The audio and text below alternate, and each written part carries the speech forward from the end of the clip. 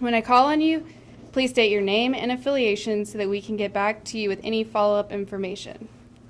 Please limit yourself to one question and one follow-up in order to give everyone a chance to ask questions.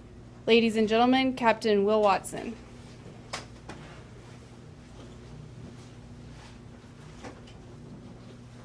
All right. Good morning. Thank you all. Oh, my apologies, everyone. Take my mask off. Good morning, and thank you all for being here. I'm Captain Will Watson, Sector Commander, Coast Guard Sector New Orleans. First, I will provide an operational picture of initial our current response efforts and our anticipated future actions.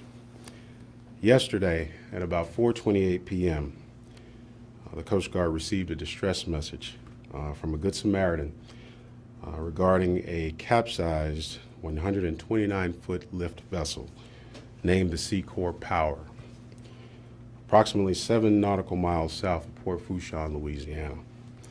Seacor confirmed that the Seacor Power departed Port Fourchon at about 1:30 p.m. on yesterday, en route to Main Pass, which is about 25 nautical miles east, with a crew of 19 individuals. At the time of the incident, on-scene weather conditions were challenging. 80 to 90 miles per hour were the winds, 7 to 9 foot seas, and extremely limited visibility. Fortunately, even with adverse weather conditions, our crews were able to get on scene and respond within about 30 minutes.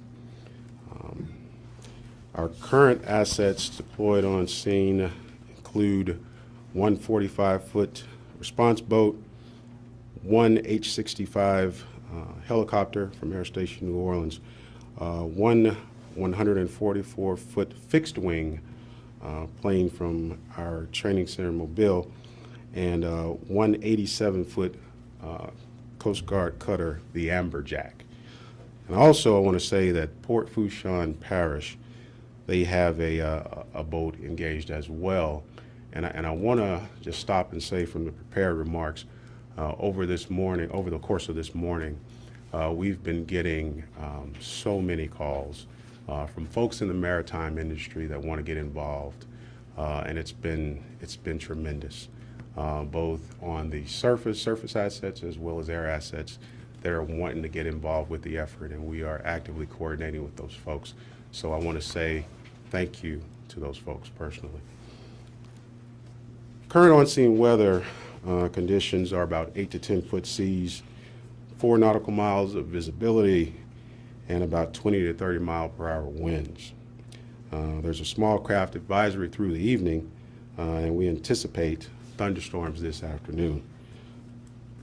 Personnel accountability and safety of life is our top priority. We are saturating the area with available resources to assist in the rescue mission, and we will continue to do so.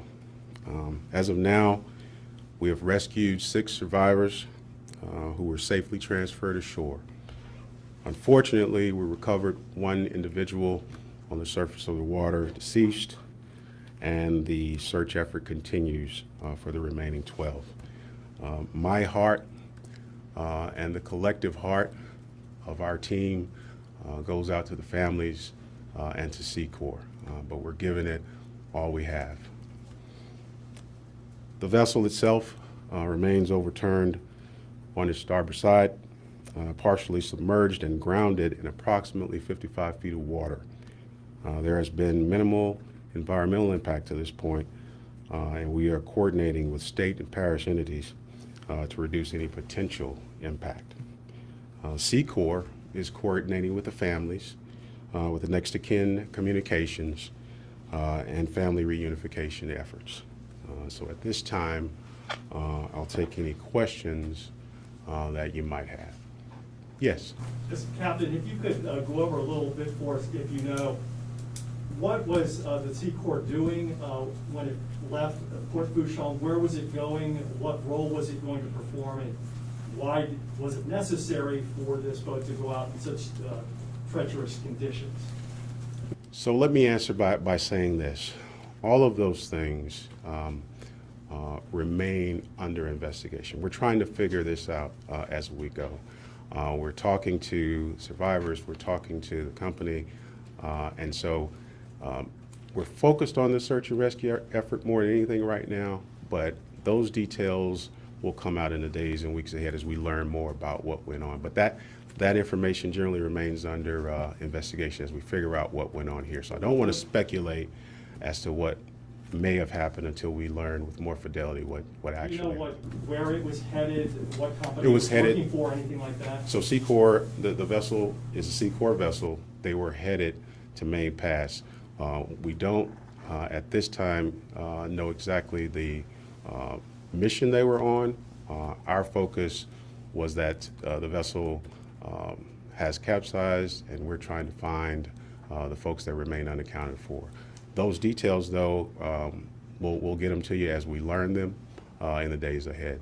Great, thank you, Captain. I have a question back here. Please state your name and affiliation, please. Sure. Yes. Justin Michaels with the Weather Channel. Yes. As far as the weather, I Mhm. mean, it seems pretty apparent that that was certainly a factor in this. Can you go into any extent as far as detail related to the weather conditions at the time, what exactly the boat was going through, Yeah. anything specific there? I will tell you, as I mentioned a little earlier, that what we know of the weather conditions at the time is that we had 80 to 90 mile per hour winds. Now, consider that. Challenging, 80 to 90 mile per hour winds and 7 to 9 foot seas. That's challenging under any circumstance. And so we don't know the degree to which that contributed to what happened, but we do know those are challenging conditions to be out in the maritime environment, is what we can say with fidelity. Mm-hmm. Okay, and say your name and affiliation. Yes. Kevin McGill, Associated Press. Morning.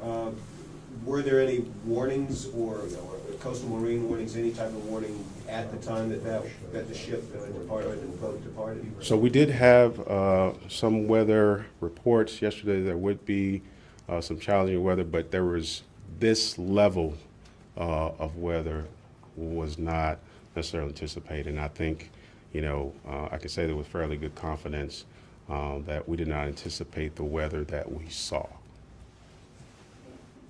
Was the ballast full? What was their cargo? And were the legs down or in motion? So again,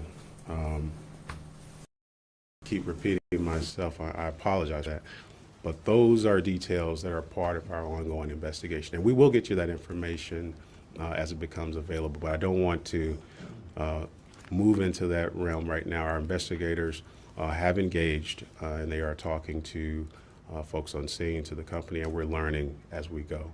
I will tell you the information that we're getting has informed the search effort, but I don't have those specific details that I'd want to divulge given the ongoing investigation right now. But we will get that information to you in the days ahead.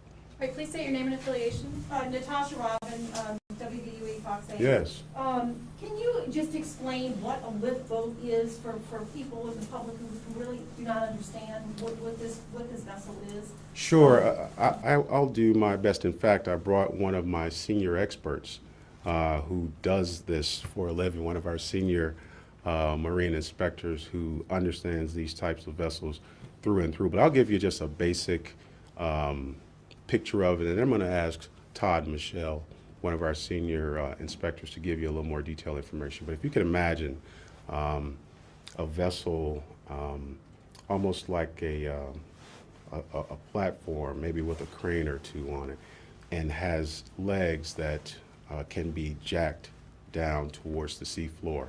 And as those legs reach the sea floor, the platform of the vessel begins to rise. And so those vessels can be stationary and do work offshore.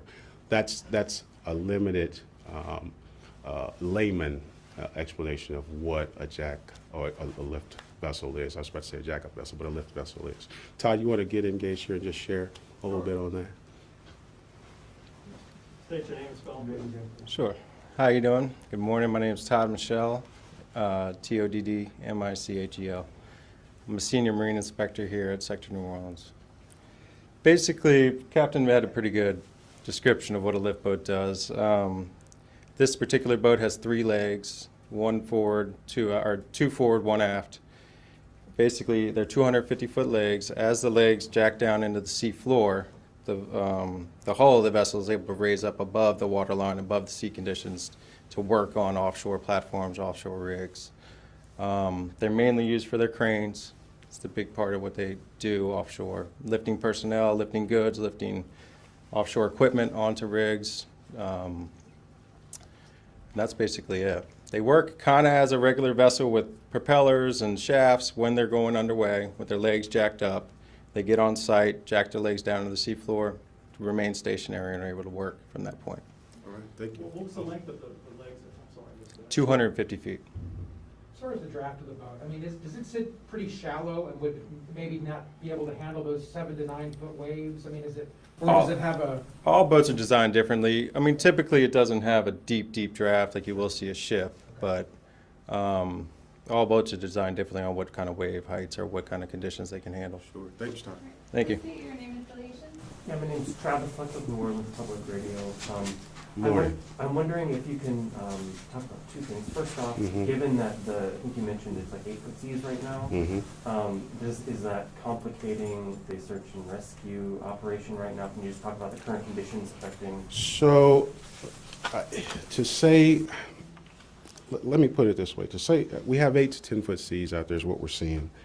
And about, actually, at the present, I think we're seeing 6 to 8 is the most recent, with about 15 to 20 nautical mile winds. And I think we got about 4 nautical miles of visibility.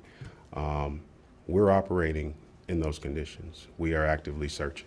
I will tell you that. I won't tell you that those conditions can't be challenging, but we are out there and we're committed to the search and rescue effort. My other question was, I guess more like, if these weather conditions were more known that these seas are going to be so bad, would it be normal for the ship not to go out there? Like, is it weird that this ship was unlikely that it was out there? Well, I don't want to, again, I don't want to speculate where that's concerned because the investigation is ongoing.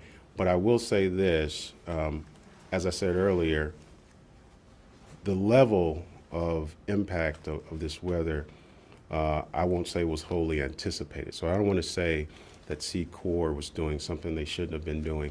And again, all that information will come out as the investigation proceeds. Okay, thank you, Captain. We have time for one more question. Okay. Please state your name and affiliation. Yeah, I'm Ramon Vargas with the Times-Picayune News. Good morning. Good morning. Could you describe how large the search area is at this stage? And I know you kind of hinted it earlier about you're going to take into account the stormy conditions expected later, but can you go into detail a little bit more about what that might prevent you from being able to do, or how long you can search that area? Well, I'll put it to you this way. We have a very fixed location. We know right now that the vessel is not drifting. We presume that the vessel is aground, but we are monitoring that actively. Conditions could change.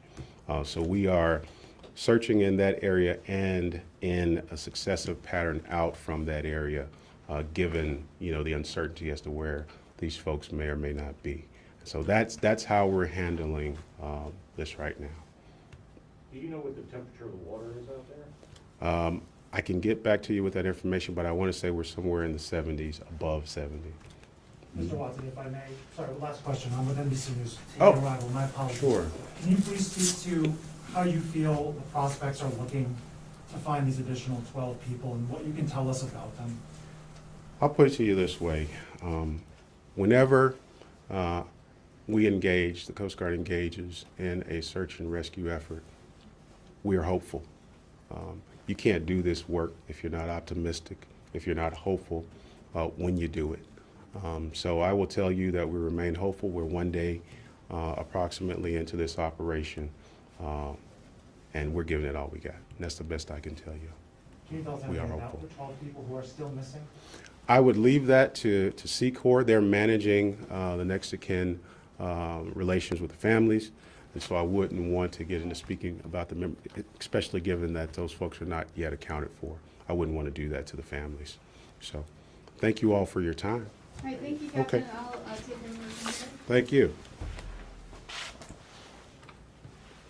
You guys have a good day. All right. Thank you, everyone. If you have any additional questions, you can touch base with me, and I would love to get information back to you. So we have our Joint Information Center set up, and if you want to call in or talk to me right now, we can discuss options for getting further information. Do you anticipate any other press briefings or updates today, or is it just TBD? To be determined right now. I'm not sure. We haven't set up a schedule for future press briefings. But we'll send out a media availability as soon as we have that. So can you take questions right now or not? I can take some questions if it's something that if I've been briefed about Wondering it. if there's any thought, if any of the missing crew members may be still in the vessel, maybe in an air pocket. Is that a possibility? It is a possibility. We don't know for certain right now, but that's something that we're looking into, and as the investigation unfolds, we're trying to figure that information out. But it is a possibility right now. Just to be clear on what they're telling the AP again. Travers had asked whether the legs were up or down. If it's en route, can you speak to whether the legs would be up or down? I mean, it was en route to Grand Pass, correct? That's correct. That's what my understanding right now is, that it was en route, and I believe the legs would have been up while it was traveling, but we don't have the full information yet. Do you know who the owner of the Seacor is and who may have been contracting the boat at the time? I don't have that information, and I'll be able to get back with you on that information. But we're gonna have to wrap it up here. So if you want any more information, just contact our Joint Information Center. All right, thank you, everyone.